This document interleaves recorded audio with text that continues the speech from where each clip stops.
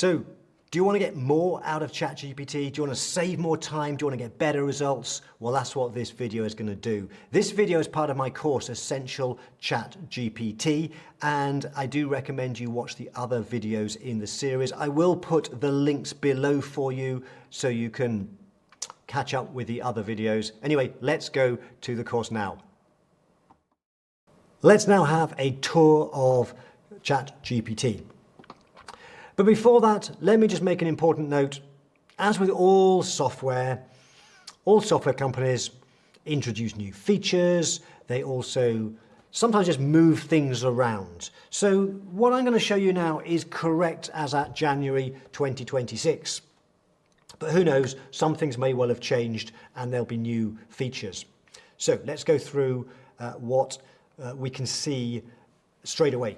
When we first go in, it will look something like this. Now, I am using the business plan, and if you watch the end of the last video where I talked about the different plans, I talked about why you really should be using the business plan because of privacy and security.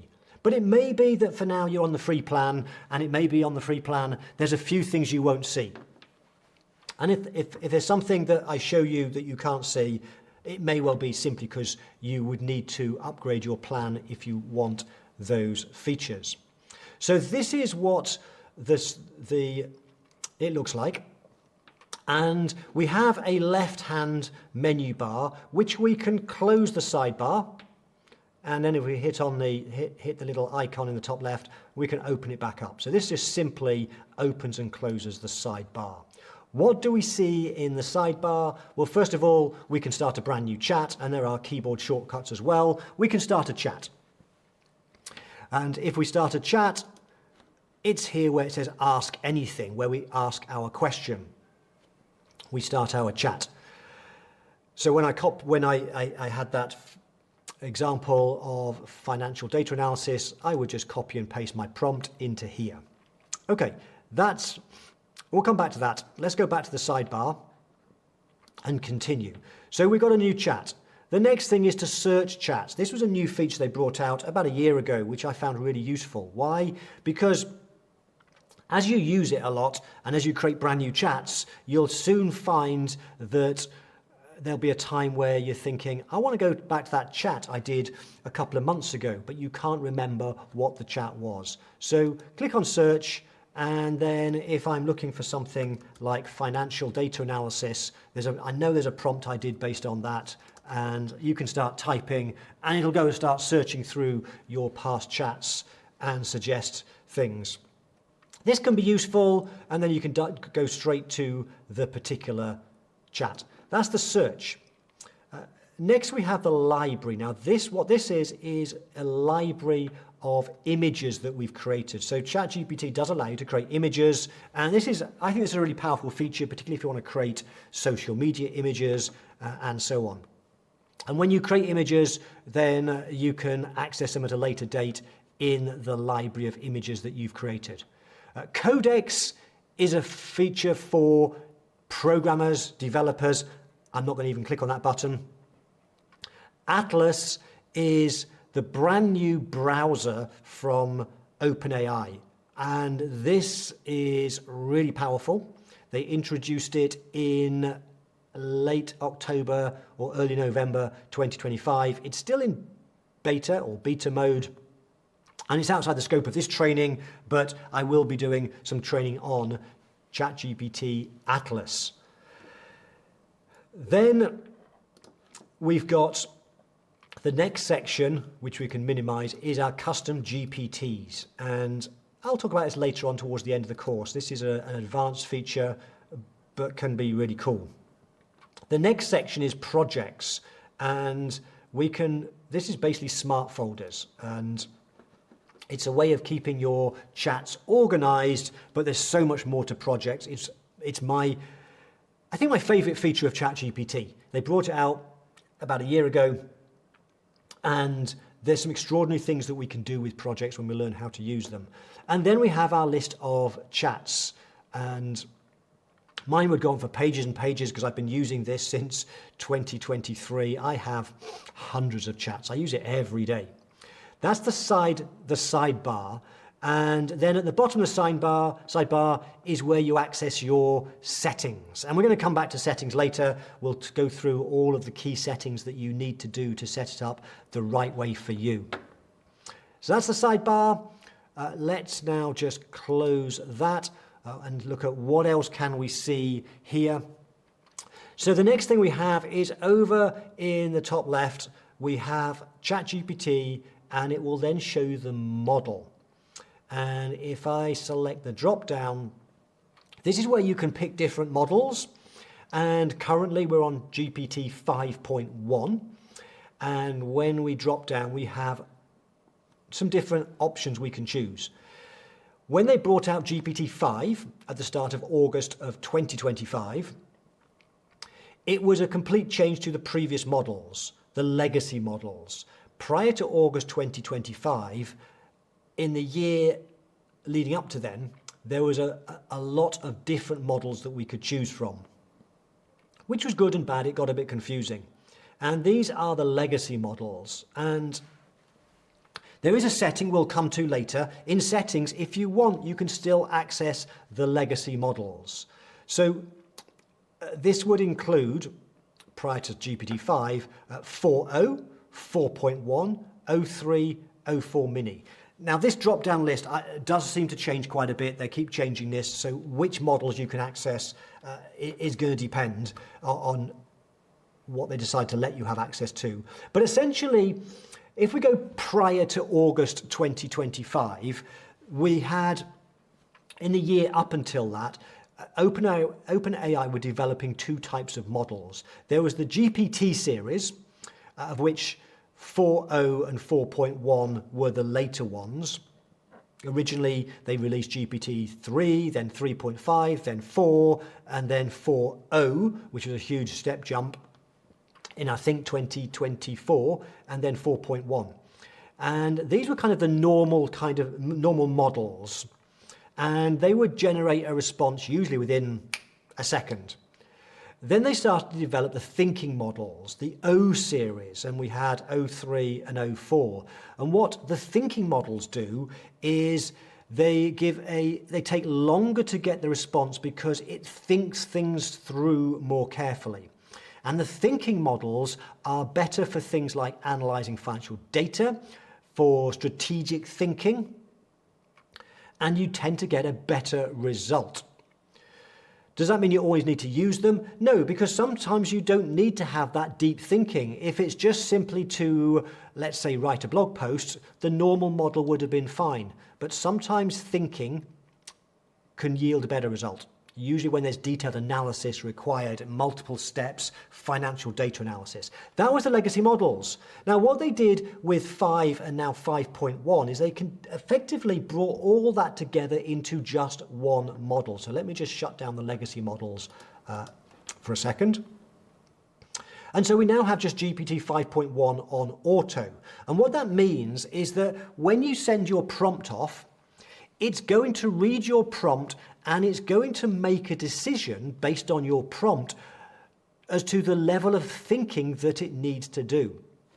If you asked it to give you some ideas for a blog post, it will then recognize that it can do that instantly pretty much. And so it will give you a fairly instant answer. If you ask it to analyze financial data, like we did earlier in the course, it will recognize that that needs a little bit more thinking and will take longer. It could be up to a minute.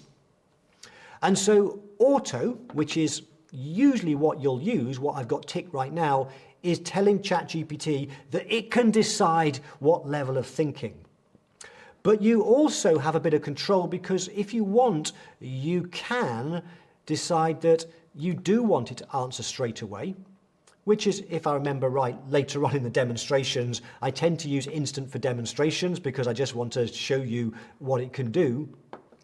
But we can force it to think longer with thinking, and they currently have Pro, which is research grade intelligence. Basically, it will think even deeper. So if you're doing really complex stuff, if you're doing, let's say, tax research, and you don't mind waiting a few minutes, then that is likely to be the best setting, and you might want to force it to go down that route. Now, that level of thinking is not available on the free plan. As I said, some of these features, I'm on the business plan. If you're on the free plan, you won't get access to everything that I'm talking about. But there's the model, the model picker, and it changes over time. But generally speaking, for most things that you will want to do, 5.1 on auto is sufficient. Now, if we move across to the right, we have this little funny icon here, which is turn on temporary chat. And if I click on that, in fact, before I do that, let's just demonstrate a very quick chat. Let's say, give me 3 ideas for a blog post I could write for the owners of electrical contracting businesses about bookkeeping. That could be my chat. It's not a great prompt, by the way. I just want to demonstrate something. Once I've done that, I can just hit the return key or the yellow button. And now you can see that it's using instant. It doesn't need deep thinking for this. And it's just giving me a response of 3 possible blog posts I could write. Why real-time bookkeeping protects your cash flow, how job costing helps you price electrical work with confidence, or I could write a blog post based on the essential daily, weekly and monthly bookkeeping checklists. And once you've done that, you can then have a follow-up. So you might say something like, I like number 3.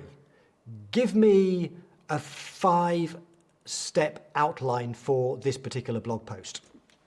And so it's like having a conversation with your personal assistant, and so we can keep a chat going and keep building on it and we can ask it to do more things. We can build up and build up. And once we've then done this, and right now it's giving me a 5-step outline for this 3rd blog post idea.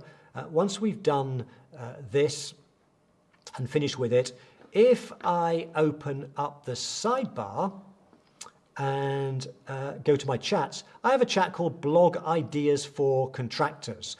So in other words, when you do a chat, when you start a brand new chat, it will automatically put it in the left-hand menu bar as your list of chats. If I start a brand new chat, I have this icon over here called Turn on Temporary Chat. If I press this button, then it goes black. Black just to tell me I'm in temporary chat mode. And what happens is if I do a temporary chat, as you can see here, 2 things. Memory is disabled. What is memory? I'm going to cover that later. We'll talk about memory. I love memory. It's a really powerful feature they've introduced over the last year. It's disabled, but we'll talk about it later. But the other thing, it says it won't appear in your history. In other words, it won't appear in the left-hand menu bar. And so temporary chat, I think, is probably most useful if you want to do something quick and you want to keep your sidebar of past chats fairly neat and tidy. And so that's why you might use temporary chat. There are some other reasons. I personally don't use it very often, partly because I love the memory feature, which we'll talk about later, and also because sometimes I will do a quick chat, which I know I'll never come back to. And that's fine, because we can tidy up our chat bar anyway. So let's have a look at that. So I've created my chat called Blog Ideas for Contractors. And I can go back to it just by clicking on it. Here we are again. But next to it, there are 3 dots. If we click on the 3 dots, we've got a number of options. We can delete it.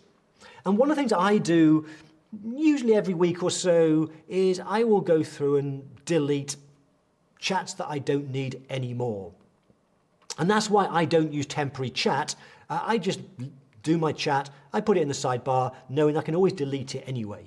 Or I can archive it. So we can archive chats. It's another way of tidying things up. Moving up, we can move it to a project. I'll talk about that later. I love projects, one of my favorite features. We can also rename. And this is the one that I do fairly regularly just because I like to be organized. So what happens is it always gives sometimes a useful name, in this case blog ideas for contractors, but it'll make something up. I'm just going to call this demonstration. There you go. I've just changed the name there. And also we have this share button. Now this is a brand new feature. They have just rolled it out as I'm speaking right now. This means that if I share a chat, I can share this with other ChatGPT users. And I will be honest, this is the first time I pressed this button because it is brand new. They only just said they were going to be launching this. We could, we've been able to share projects for a while and even longer custom GPTs, but now we can share a chat. And I can copy this link and send it to somebody else, and then it could be a team member who's now going to finish off the blog post for me. I could send what I've done so far. So that's some of the other features we've got for organizing our chats.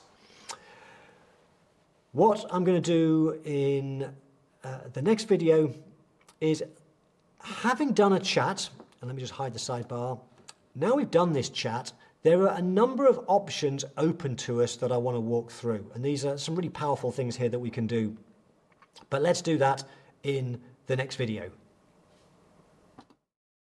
Thank you so much for watching this video. Remember, it is part of a series of videos, so I'll put below the link to the next video that I suggest you watch. I'll also put some other links down below. And also, because we're on YouTube, if you've enjoyed this video, if there's something you've got out of it, please give the thumbs up. I would really appreciate that. If you're not yet subscribed to the channel, then do that. If you hit the bell icon, you'll be notified as I create brand new videos. And please use the comments below to tell me. I would love to know what's the most valuable thing that you've got out of this video. Thank you so much for watching. I'll see you on another one soon. Bye for now.